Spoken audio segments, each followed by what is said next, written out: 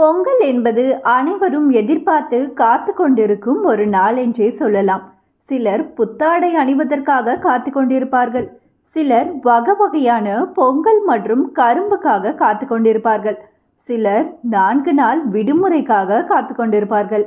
இந்த வகையில் மேலும் சிலர் பொங்கல் அன்று வெளிவரும் புது படங்களை காண காத்து கொண்டிருப்பார்கள்.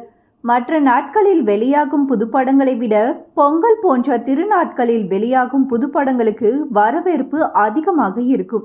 அந்த வகையில் சென்ற ஆண்டு வாரிசு, துணிவு என தளபதி ரசிகர்களுக்கு விருந்தாக அமைந்தது. அந்த வகையில் இந்த பொங்கலுக்கு வெளிவந்த திரைப்படங்களை குறித்து பார்ப்போம்.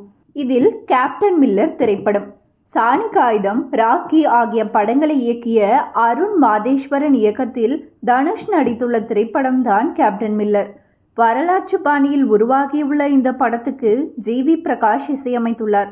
இதில் பிரியங்கா, அருண்மோகன், நிவேதிதா சதீஷ், ஜான் கோகன், ரமேஷ் மூர் மற்றும் சிவராஜ்குமார் ஆகியோர் முக்கிய கதாபாத்திரங்களில் நடித்துள்ளனர். அடுத்தது அயலான். ரவிக்குமார் இயக்கத்தில் சிவகார்த்திகேயன் நடிக்கும் படமானது நீண்ட நாட்களுக்கு பிறகு தற்போது வெளியாக உள்ளது.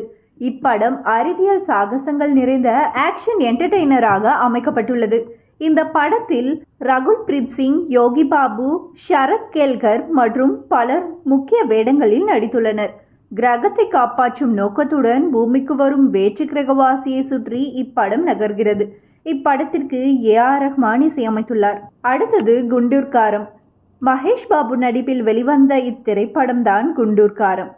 திரிவிக்ரம் சீனிவாஸ் இயக்கத்தில் மகேஷ் பாபுவுடன் ஸ்ரீலீலா, மீனாட்சி சௌத்ரி, ஜெகபதி பாபு உள்ளிட்டோர் இப்படத்தில் நடித்துள்ளனர். அடுத்தது மிஷன் அத்தியாயம் 1. அருண் விஜயின் நடிப்பில் வெளிவந்த ஆக்ஷன் த்ரில்லர் படம் தான் மிஷன் அத்தியாயம் 1. ஏ.எல். விஜய் இயக்கிய இப்படத்தில் எமி ஜாக்சன், நிமிஷா சஜயன், நிக்கான், டைகோரா ஸ்மித் மற்றும் பலர் நடித்துள்ளனர்.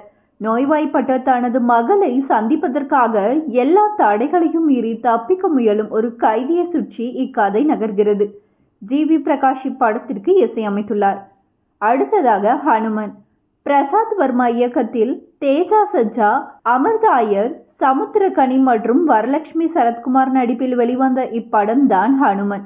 ஆந்திராவில் சங்கராந்தி முன்னிட்டு ஜனவரி 12ஆம் தேதி இப்படம் வெளிவந்தது. அடுத்தது மேரி கிறிஸ்மஸ்.